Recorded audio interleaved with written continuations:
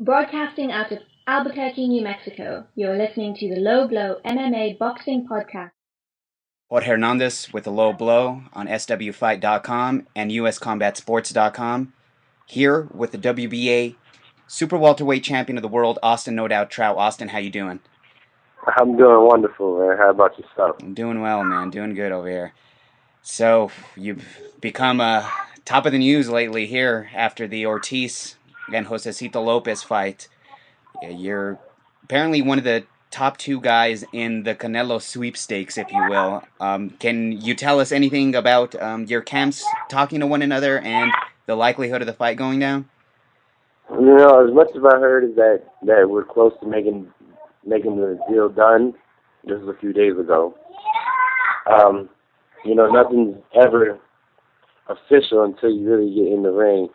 But you know, they told me that we have a good chance that we're very alive in the run. And you know, up until probably like last night, I thought I was for sure having it. But now I'm hearing that they're gonna go with the winner of Canine and Spence. Yeah. Well, I also wanted, if Canelo didn't come through, I was like, well, I want the winner of Spence and Bundrage. No, he doesn't want to fight me. So, taking on my opponents and not being my opponent is aggravating. Yeah. How does it feel to hear all these guys throw their name in? You know, it's basically they're acting like, you know, Saul is the Manny Pacquiao, the new Manny Pacquiao now. Everyone's throwing their hats into the race. I mean, Gabriel Rosales did it last night. Bundrage has done lately. I mean, Lara's throwing his name in there. I mean, how does it feel to be, obviously, it's either going to be you or probably Canine that takes this fight. So how does that feel with other guys actually throwing their names into the race? Does that worry you at all? No, it doesn't worry me, but, you know, because they knew about those guys before they even said my name. The thing is, the thing is, you know, Vargas has been wanting to fight Canelo, and actually he was probably the mandatory at one point, and, you know, lined up for that belt. I know a lot. Basically, we'll say Canelo is the Manny Pacquiao of 154-pound weight class. Now, Manny Pacquiao is the Manny Pacquiao in boxing, but Canelo would be the Manny Pacquiao or the Floyd Mayweather at 154. And it's just, I guess, for them just to switch it on you at the last second. I mean, I know that's boxing, but were you pretty confident that it was going to be you for September 15th? Well, I figured I had a belt. You know, I beat his brother. If you wanted to sell anything, that would be, you know, some 2 selling points. I understand I'm not as big as name as the other one that you mentioned, but so what? They don't have a belt, you know? And in my opinion, for anybody that has one belt, his only goal should be to get another. Especially when you already have the name and credentials as Canelo.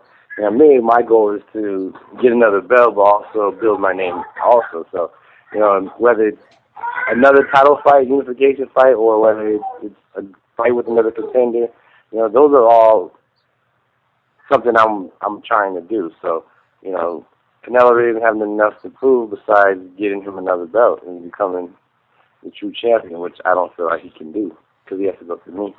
So just in case this Canelo fight doesn't go down on September 15th, does your camp or do you have any thoughts on who the next opponent is going to be for you? We don't. Like I said, we wanted to get the winner of Canine and Spence when we thought Canelo was fighting Ortiz.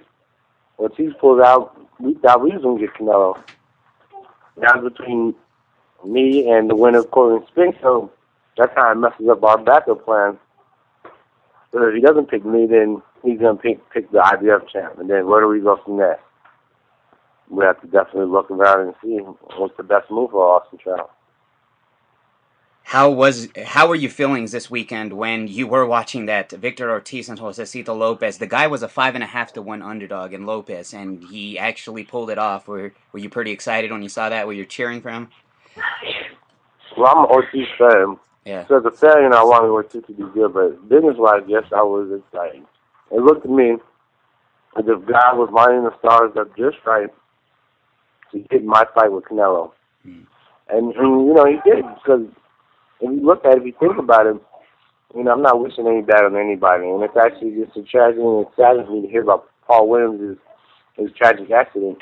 But, you know, when he pulled out, then Kirkland pulled out, then Ortiz pulled out, it's kind of like, you know, for all those things that happen, all those dominoes to fall out and to put me right there in the forefront, it was nothing but the work of God for me.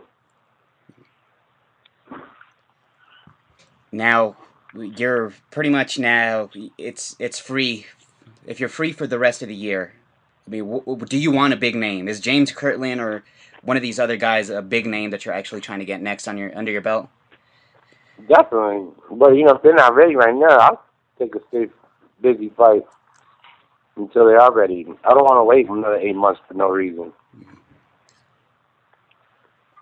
As a boxing fan, who are your favorite guys to see fight in that weight class, in your 154 pounds? As a fan, I would love to see Canelo fight Vargas. And that'd be a good fight. Even Vargas and Chavez Jr. would be a good fight. I know Chavez is middleweight.